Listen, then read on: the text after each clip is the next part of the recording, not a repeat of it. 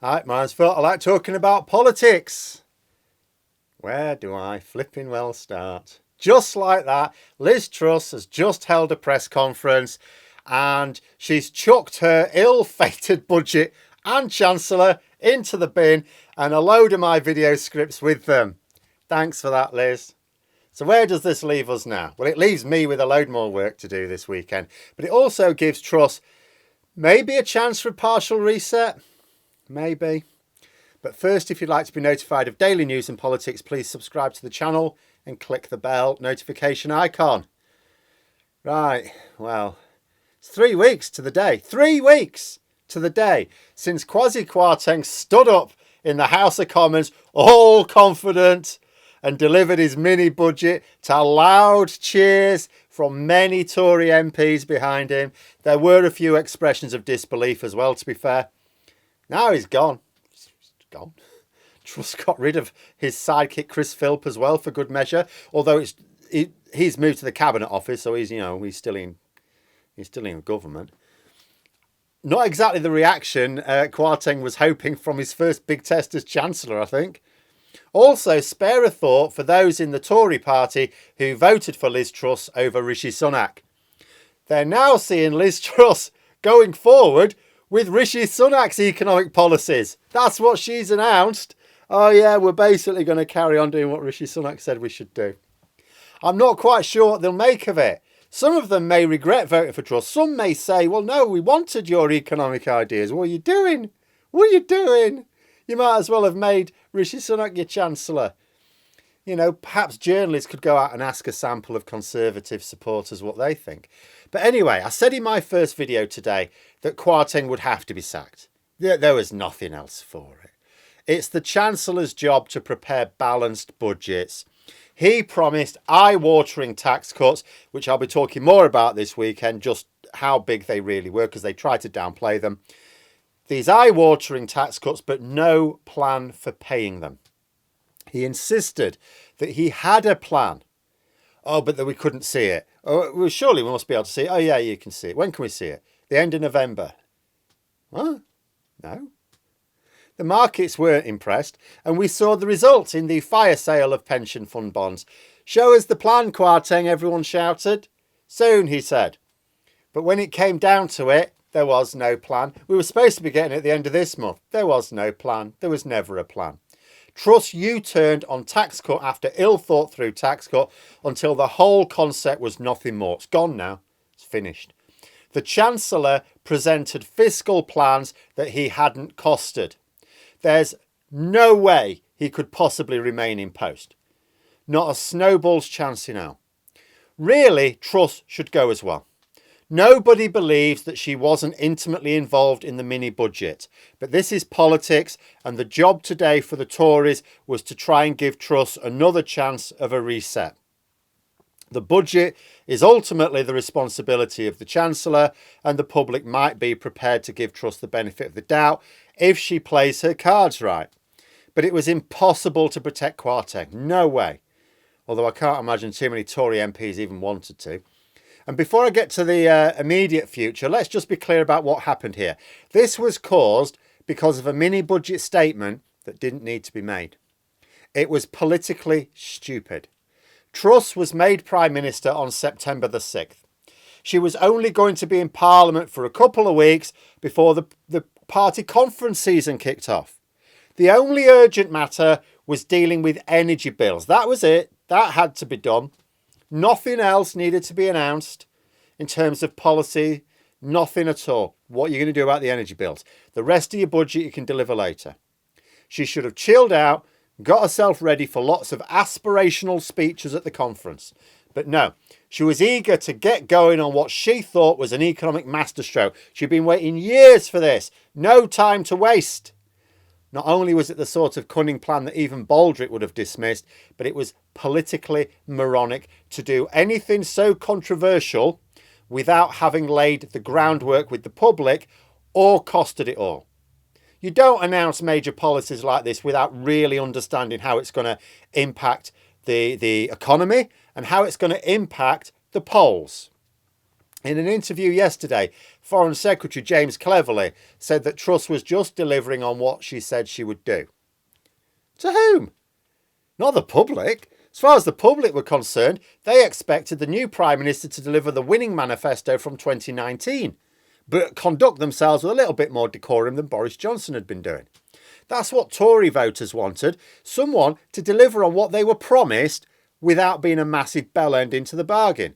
What they got was the lack of decorum and a trashing of that manifesto. And this is why Truss would still be doomed even if she could somehow recover from this. I don't think she can, because permanent damage has been done. This is not just about the pound going back up to where it was. There's been value permanently knocked off people's pensions. And the mortgage market may never recover too quickly at any rate. That's permanent damage done to people's living standards that doesn't go away just because the responsible Chancellor has. People coming up to retirement now facing poverty instead of a comfortable retirement. The mini budget did that. People who may not be able to afford mortgage payments, the mini budget did that. People who were about to get onto the property ladder and now can't, the mini budget did that as well. And all that's still done. That hasn't reversed. None of it is reversed just because Kwarteng now leaves Downing Street back to his own house where he'll have no problem paying the bills. Seeing Kwarteng go is not a victory, it's just an end to this part of the damage. So then what about the future? Well, Truss's leadership campaign is in total ruins. I just watched the press conference. The first question she was asked, I noted, see what she did during the leadership contest, she kept talking about she was going to deliver high growth and low taxes. Because the Labour barb against the Conservatives has been, you are a high tax, low growth party, which is true.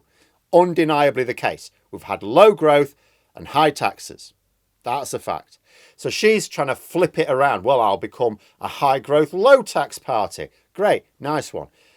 In answer to her question, when she was asked about the tax cut, she insisted that what she promised to deliver was high growth. Which is true, but she also promised to deliver the low taxes. That's not on it now, is it?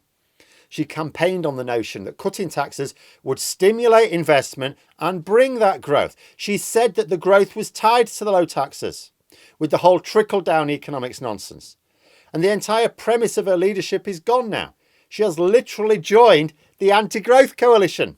I said at the time this was an ill-judged phrase. I didn't imagine it'd be biting her on the arse quite this quickly. She has loudly and explicitly insisted that the only way to achieve growth is through these tax cuts for the wealthy and for businesses. It wasn't true. Data shows the reverse, in fact. But she insisted on it. Now what's she supposed to do? When corporation tax goes up, and I thought they might do a little fiddle where they put it up, but not as high as Sunak was going to do. No, they're going to put it up as high as Sunak was going to do. So now, next PMQs, what?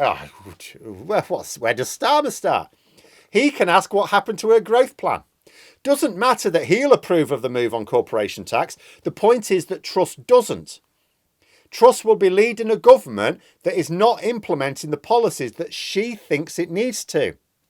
That is just as untenable as a Chancellor delivering a budget that doesn't add up. I really don't think that Tory MPs will suddenly stop talking about how to replace her with this. Maybe it buys her time, maybe not, I don't know. She'll certainly hope it does. Otherwise, she would not have made this move. Because if she was going to fall quickly, she'd have actually been better off sticking to her guns. She'd have been better off coming out that press conference and going, screw you, I'm staying here. My plans are golden. Getting herself ousted, getting herself sacked by her MPs like Johnson, then grifting a fortune around the world, giving speeches about how the establishment worked against her. She could go to Fox News. Be brilliant for her. Maybe Tory MPs will wait to see what happens in the polls. I think they'll get a bit of a boost. Why wouldn't they? But they should remember that although the mini budget did them enormous political damage, more was done by her interviews as well. Truss has appointed Jeremy Hunt as her Chancellor now. The classic safe pair of hands for the Tories. Mind you, he did earlier this year trash his own record as Health Secretary by saying he failed to achieve his aims. But, it's as safe a pair of hands as the Tories can muster right now. But even with a Chancellor who insists on vaguely conservative, at least, I can't describe them as sensible, but conservative economic policies from here on in, Truss will still be crap in Parliament. She'll still be crap in interviews and she'll still be crap in debates. Truss is crap at politics. It's a sign of just how knackered our country is that so many shit politicians were able to rise to the top of politics. Like me waddling on stage to collect my FIFA Golden Boot Award after the World Cup. Except that couldn't actually happen because sport is much more of a meritocracy than politics is. But Truss's immediate problem, if she's planning on surviving this, is how to retake control of the economic agenda. Like Kwarteng was a natural chancellor for her, really, because they were on the same page economically, of the same mind. Johnson's attitude to chancellor was abnormal. If you've only been following British politics for a little while, that was abnormal. Usually a prime minister and a chancellor are a double act. They have to be. Kwarteng and Truss were a natural pairing, just like Hammond and May, Osborne Cameron, Darling Brown, Brown and Blair and so on, Major and Clark. You know, they're of the same mind. This is because the Chancellor is so powerful in government. You know, technically the Prime Minister is more powerful, but the Chancellor is not far behind. All of the Cabinet Ministers have got to persuade the Chancellor to give them money for their projects. If the Chancellor won't agree, they have to drop policies because there's no funding for them. So the Prime Minister, in order to push a political agenda, the Prime Minister needs a Chancellor who is of the same mind because they need to be able to find the money for it. With Johnson, it was very different. He was not considered fit to govern, even amongst his supporters. So he didn't appoint a Chancellor of the same mind. What he needed was a safe pair of hands to be Chancellor, because nobody believed Johnson's hands were safe. So he appointed Javid. Then when Dominic Cummings effectively forced him out, Johnson went for Sunak. Both bankers, you see, understand the markets, safe pair of hands. But not in line with Johnson's agenda. This is why the levelling up was always going to be such a mess. Whatever genuine intentions Johnson may have had, I don't think they were that genuine. Appointing chancellors who weren't in favour of it was always going to cause bother, because of course they weren't going to draw up budgets that would fund it. Granted, Tory corruption and waste made it all but impossible anyway.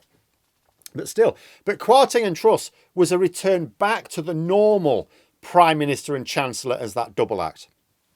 But in order to survive, Truss has gone with someone who doesn't agree with her economic ideas. She can't afford a Chancellor that shares her economic outlook now, because her economic outlook is poison. So by appointing Hunt, Truss has abandoned control of the economic agenda.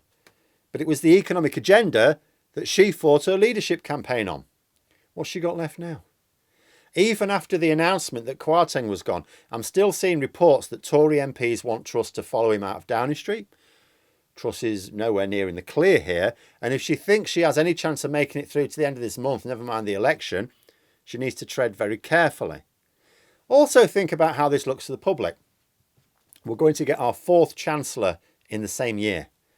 In the same third of a year, really. It's 4 months, 4 Chancellors. This is not a good look for the supposed party of economic competence. You know, Truss isn't going to survive this. I suppose her attempts to try should not be surprising, given that she's clearly demonstrated a level of political aptitude that plumbs depths that Johnson didn't even reach. The question is, will this move buy her any time at all? You know, it looks like I'll be spending the weekend discussing exactly where Truss and Kwarteng went wrong. That'll be straightforward, economically and politically, as well as keeping up to date with developments, which will be less straightforward because they're going to move very quickly. I guess we'll see the Tories getting a poll boost, as I say, but with Truss still there, probably limited. But there we are. Those are my thoughts. Let me know yours in the comments below. Hope you found the video interesting. If you did, please click the like button if you'd like to support the channel further, the join button for memberships, and until next time, I'll see you later.